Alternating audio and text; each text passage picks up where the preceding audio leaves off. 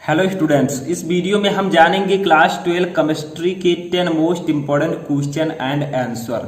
तो स्टूडेंट, इस वीडियो में हम क्लास 12 केमिस्ट्री के चैप्टर 1 और चैप्टर 2 से 10 मोस्ट इम्पॉर्टेंट क्वेश्चन आंसर को समझेंगे, जो कि बहुत ही इंपॉर्टेंट है और बहुत ही बेसिक क्वेश्चन है। तो अगर आपने क्लास 12 केमिस्ट्री के चैप्टर 1 और 2 यानी कि ठोस अवस्था और विलयन को ऑलरेडी पढ़ लिया है या फिर पढ़ने वाले हैं, तो इन सभी टॉपिक को जानना बहुत ही जरूरी है।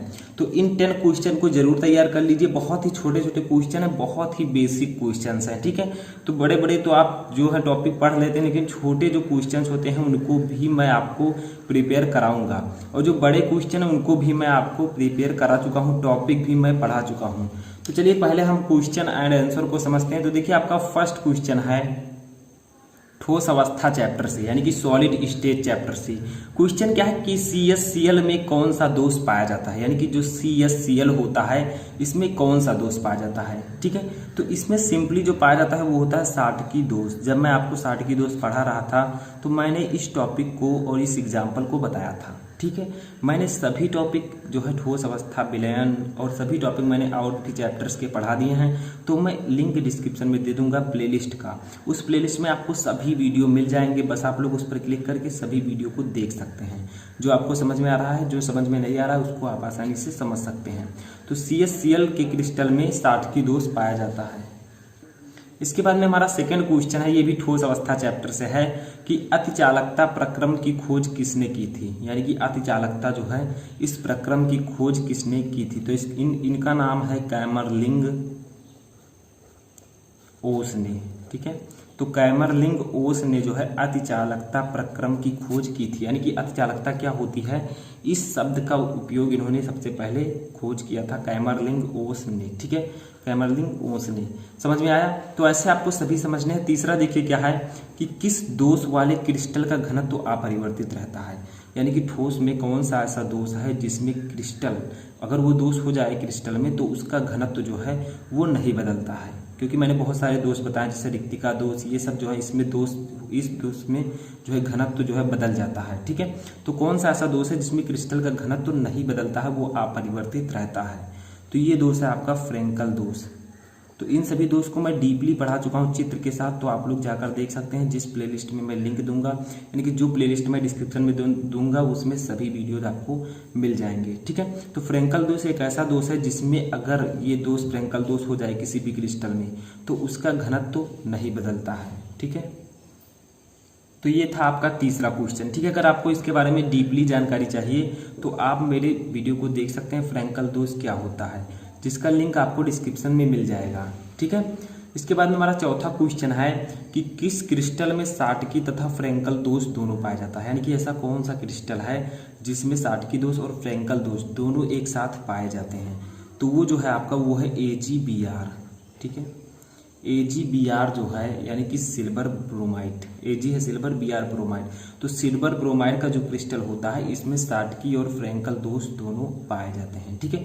तो इसे याद रखिएगा, बहुत ही इंपॉर्टेंट क्वेश्चन NCERT बुक में भी आपके दिया हुआ है कि कौन सा ऐसा क्रिस्टल है जिसमें साटकी और फ्रेंकल दोष दोनों पाया जाता है। तो इसका आंसर होगा AgBr। इसके बाद में हमारा पांचवा क्वेश्चन आता है कि क्रिस्टल जालक में से अवयवी कणों के बाहर निकलने पर उत्पन्न दोष को क्या कहते हैं। यानी कि मान लीजिए कोई क्रिस्टल जालक है जिससे अवयवी कण जो है, ठीक है, परमाणु, अणु, आयन कुछ भी ले सकते हैं, तो इनके अगर बाहर निकलने पर जो दोष उत्पन्न होता है उसे हम क्या कहते हैं। यानी कि किसी क्रिस्टल जालक से अगर अवयवी कण बाहर निकलते हैं तो वहां पर कौन सा दोष उत्पन्न होता है। तो उस दोष का नाम है रिक्तिका दोष, ठीक है, रिक्तिका दोष। यानी कि जब किसी क्रिस्टल जालक में से अवयवी कण बाहर निकलते हैं तो वहां पर रिक्तिका दोष उत्पन्न होता है। अब जैसे रिक्तिका दोष है तो इससे बाहर निकले तो इससे घनत्व जो है उसमें कमी आएगी, ठीक है, यानी कि घनत्व परिवर्तित हो जाएगा। समझ में आया। इसके बाद में हमारा छठवां क्वेश्चन है जो कि विलयन चैप्टर से है। ये क्या है कि विलयन का वह घटक जिसकी मात्रा कम होती है क्या कहलाती है। यानी कि मान लीजिए कोई विलयन है, मैंने आपको बताया कि विलयन जो है वो दो चीजों से मिलकर बनती है, इसके दो घटक होते हैं, एक होता है विलायक और एक होता है विलेय, यानी कि एक विलेय एक विलायक, ठीक है। इन दोनों चीजों को जब आपस में घोल दिया जाता है तो आपके क्या बनता है, विलयन। क्या बनता है, विलयन। तो यहाँ पर क्या पूछा जा रहा है कि विलयन का वह घटक बताइए जिसकी मात्रा कम होती है किसमें, विलयन में, वो कौन सा घटक होता है। तो मैंने आपको बताया जो विलेय होता है, ठीक है, इसका जो घनत्व होता है वो विलयन में कम पाया जाता है। यानी कि जो विलेय होता है ये विलयन में कम मात्रा में पाया जाता है और विलायक जो होता है ये ज़्यादा मात्रा में पाया जाता है। ठीक है, तो ये याद रखिएगा कि विलयन जो है वो दो चीज़ों से मिलकर बनता है, विलेय और विलायक।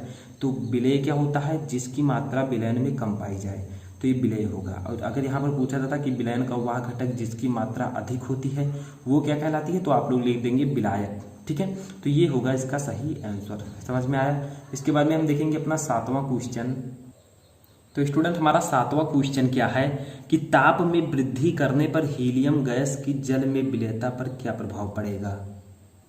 ठीक है, यानी कि जब आप ताप में वृद्धि करें, मान लीजिए हीलियम गैस आपके पास है, ठीक है, अगर आपने ताप में वृद्धि कर दिया यानी कि ताप को बढ़ा दिया, टेम्परेचर को, तो अगर हीलियम गैस जल में उस जो विलेय होगी वो उस पर क्या प्रभाव पड़ेगा।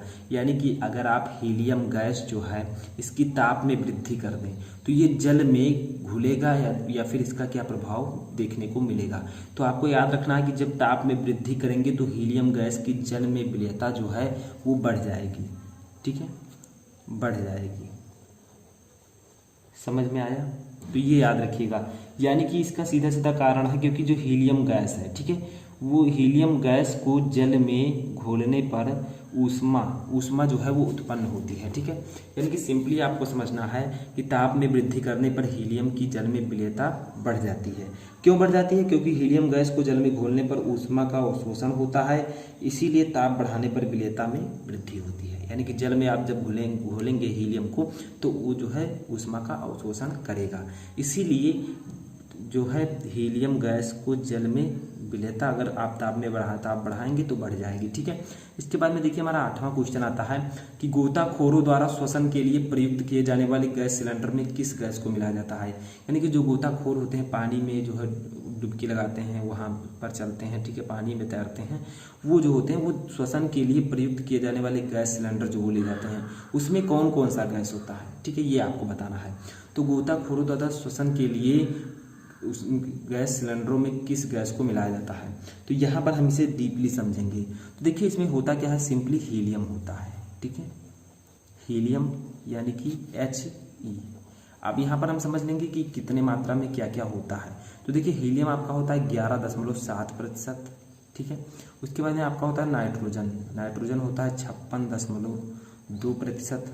उसके बाद में हमारा होता है ऑक्सीजन होता है 32.15%।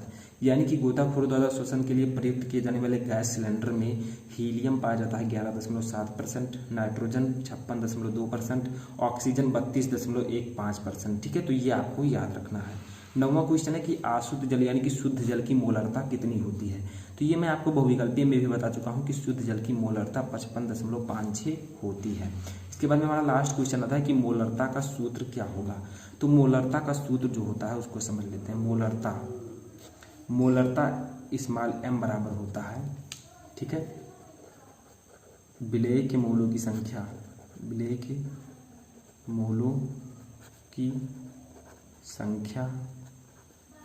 जिसे हम डिनोट करते हैं n से अपान विलायक का भार। ठीक है, सॉरी, विलयन का आयतन लीटर में, विलयन का आयतन लीटर में। ठीक है, देखिए मोलरता का सूत्र होता है, मोलरता को हम स्मॉल m से डिनोट करते हैं। स्मॉल m बराबर विलेय के मोलों की संख्या जिसे हम डिनोट करते हैं n से अपान विलयन का आयतन लीटर में। ठीक है, आपको विलयन का आयतन लीटर में लेना है। तो मोलों की संख्या बराबर होता है, क्या होता है, मैंने आपको बताया कि जैसे मान लीजिए विलेय के मोलों की संख्या आपको ज्ञात करनी है तो विलेय का भार बटा विलेय का अणुभार। ठीक है, तो आप इन सभी वीडियो को मेरे प्लेलिस्ट में जाकर देख सकते हैं। तो आई होप कि आपको ये 10 इंपॉर्टेंट क्वेश्चन अच्छे से समझ में आ चुके होंगे। अगर वीडियो पसंद आए तो वीडियो को लाइक करें, चैनल पर नए चैनल को सब्सक्राइब करके बेल आइकन प्रेस कर लें। अगर किसी भी टॉपिक में क्वेरी है तो आप मुझे कमेंट बॉक्स में बता सकते हैं।